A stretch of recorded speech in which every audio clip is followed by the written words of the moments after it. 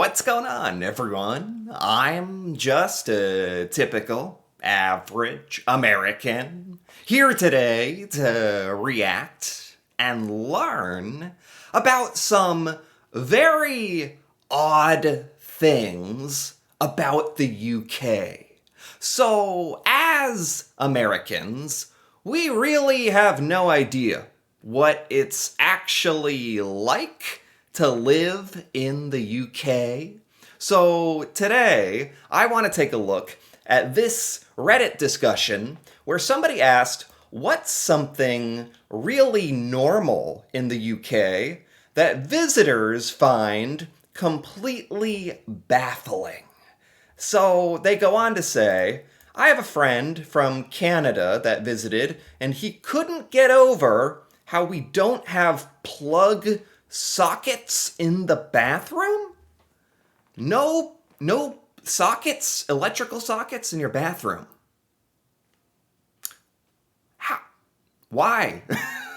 How? Don't you guys use like hair dryers and like electric shavers and electric toothbrush? I don't know. Maybe you don't plug electric toothbrushes into the wall, but maybe there's a charger or something.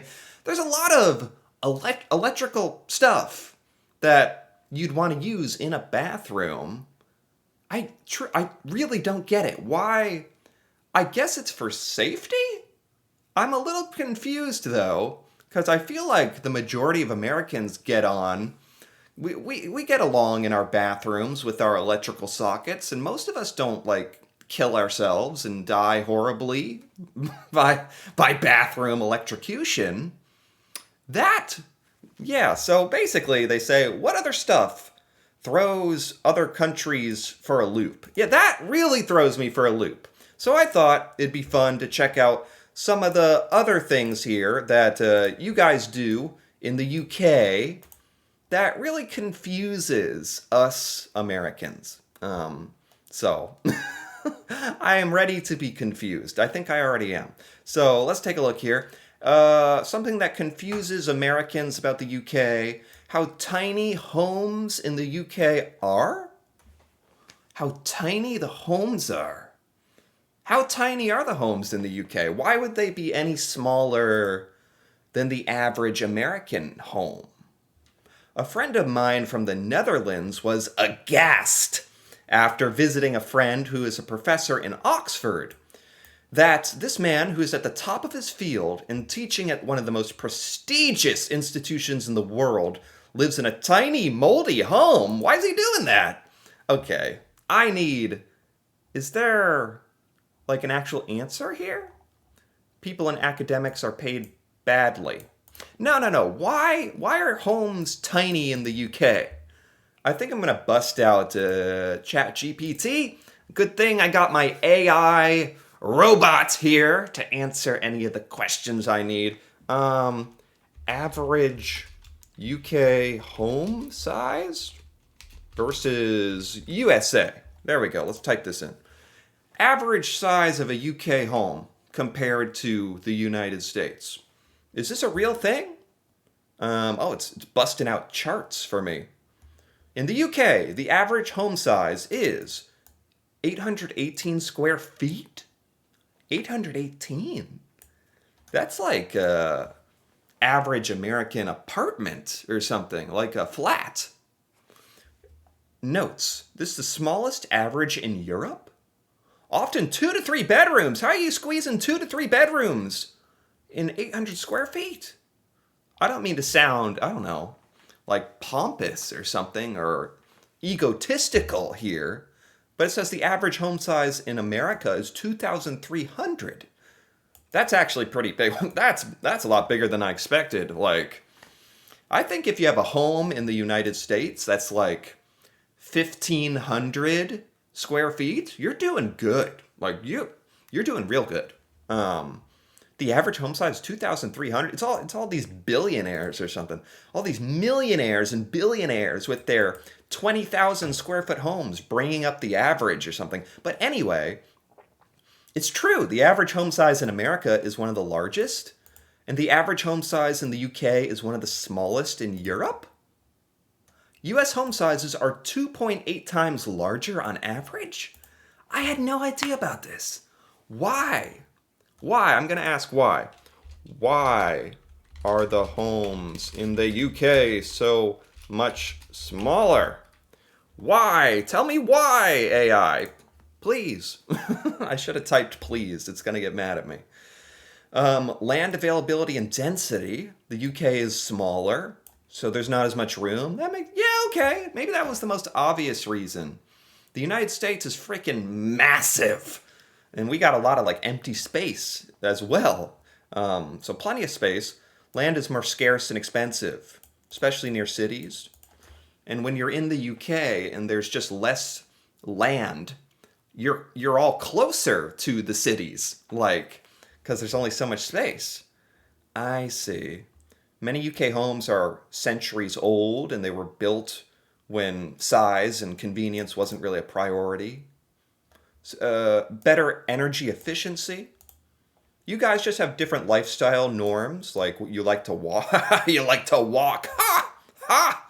I'll never understand. We can't know. We'll never be able to understand each other. People in the UK like walking.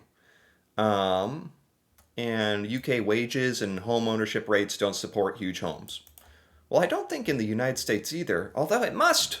It must, because the average is 2,000. I can't believe it's that high in the United States. Jeez. Who are all these Americans and their gigantic castles? Interesting. Those are averages, though. That sent me off on a tangent. Yeah, I think I would have been shocked if I traveled to the UK and I just started seeing all the homes were small. I would have thought like, oh, these are flats. These are apartments. These are the homes attached? Because I know that's a thing. Maybe more common in Europe, like where you're in a home that's attached on both sides or semi-detached. I forget what it's called, but that's a thing as well. I didn't know how sort of well we had it in regards to home size in America. I think it just boils down to having more space. I think that's really the biggest thing. Okay, what are some other odd things about the UK? I'm learning today how early places close. Really? How early does stuff close in the UK? What are we talking about? Restaurants? When does a restaurant close in the United States? On a weekday, probably like 9 o'clock, 10 o'clock, I'd say. What are we talking about here? I was with my 15-year-old in New York, and we were looking around the shops at 10 p.m. Then we saw an Old Navy shop that was closing at 1 a.m. Well, this was New York City. That's a little... I would be surprised to find an H&M that's open after 8 p.m. in London on a Wednesday. 8 p.m. That is really early, in my opinion. My American gauge of when things should open and close. Really? I think I almost want to ask AI about this. I'm just depending on artificial intelligence to clarify everything with me now. Who needs humans? Who needs people? I can just ask the robot. Do things close earlier in the UK? Not so. Do things close earlier in the UK? Yes, many things do in general close earlier. Really? Typically closing at 5:30 to 6.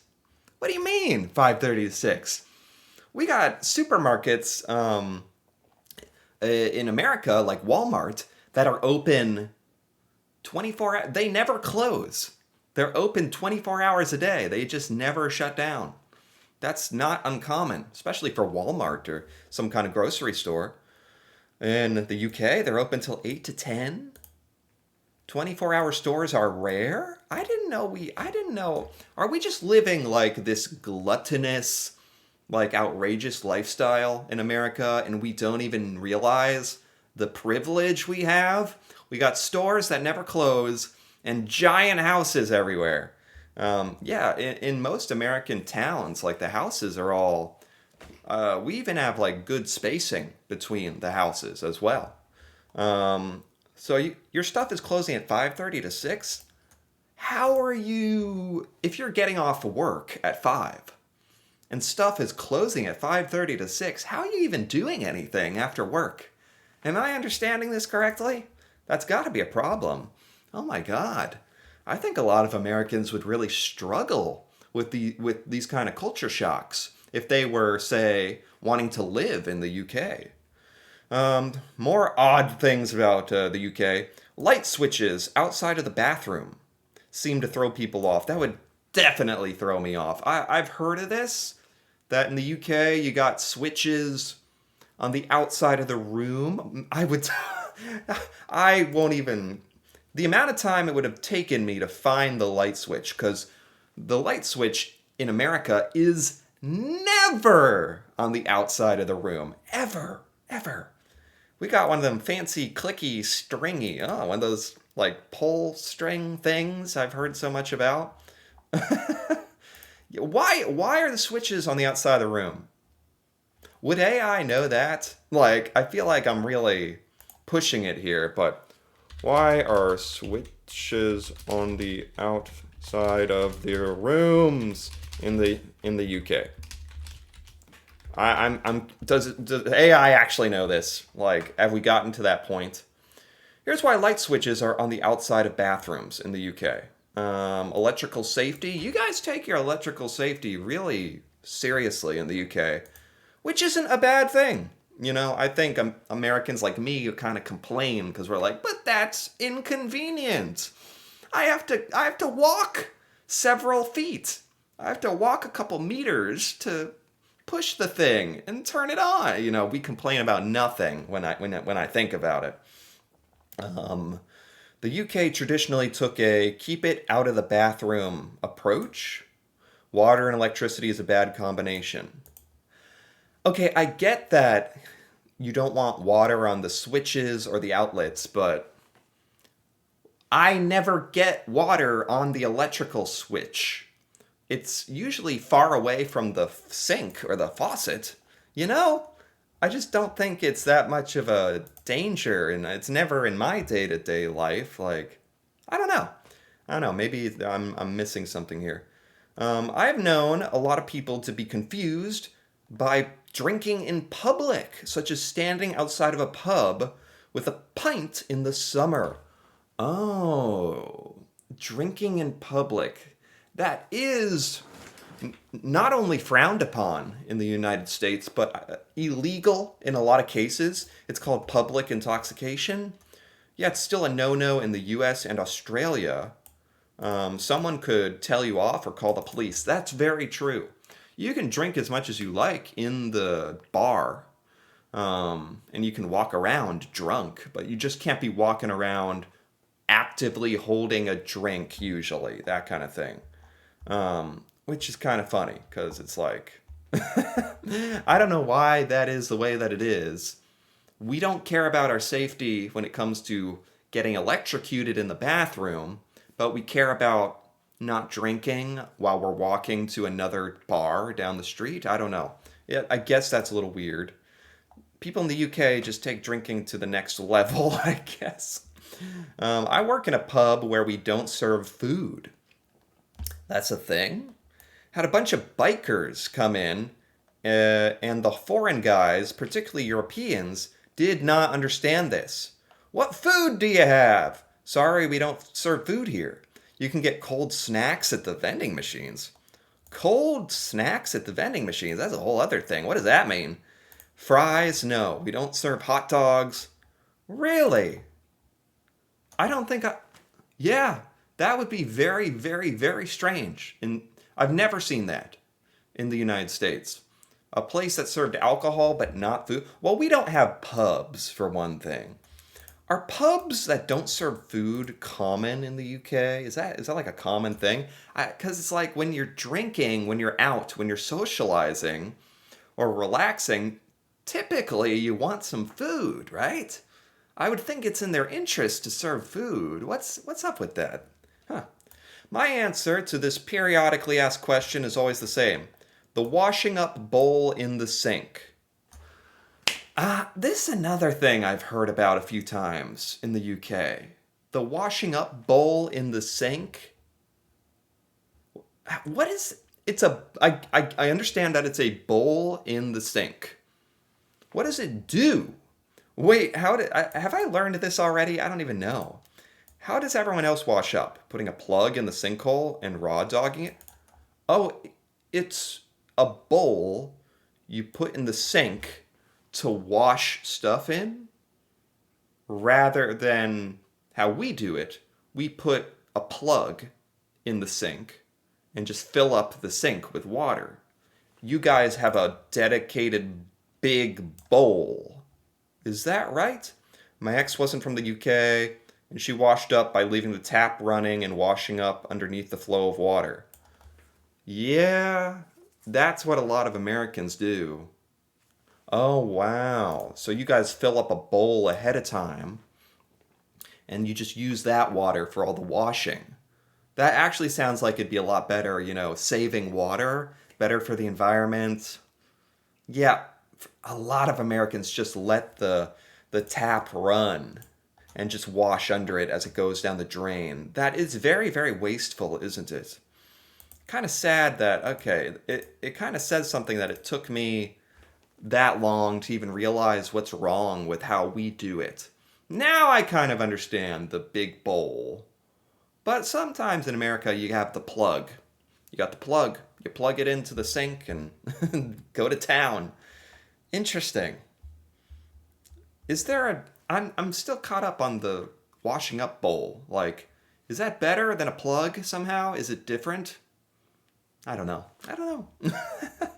It's quite strange. For the past 10 years, every traditional style fruit machine, a traditional style fruit machine? What does that mean? In arcades, pubs, and kebab houses throughout Britain is Deal or No Deal themed? What is a fruit machine? Hold on. What is a fruit machine in the UK? I feel like I'm going crazy here. It's what we Americans would call a slot machine. Oh, it's a slot machine. Oh, you call it a fruit machine because sometimes there's like fruits that spin around and okay. All right. I was like, what? They're Deal or No Deal themed. Yeah, I've seen that before. Even long after the show left Channel 4. You got what? This is an oddly specific thing about the UK. Your fruit machines are all Deal or No Deal themed. Like they made far too many of those. And that's just what's left around Britain. Okay. That's funny. Roundabouts. Roundabouts or traffic circles or yeah. This roundabouts are strange to a lot of Americans. Luckily, they have started building them more commonly throughout America. I've run into them a few times. I used to be terrified by them. I had no idea what these were. I feel like when we go to driving school, well, you can take driving classes in school or driving tests for your license. I'm not even sure I remember learning much about a roundabout, but they are terrifying to a lot of Americans, but once you understand them and get used to them, they're wonderful. I think we should have more of them. I think they should be everywhere. They're fantastic. It makes everything go so much faster, but it's scary in the United States because there used to be one by the university I went to. And so it was just a bunch of college-age kids, and none of us knew how to use this thing. So that was terrifying for a few years there. So anyway, that's a bunch of odd things about the UK.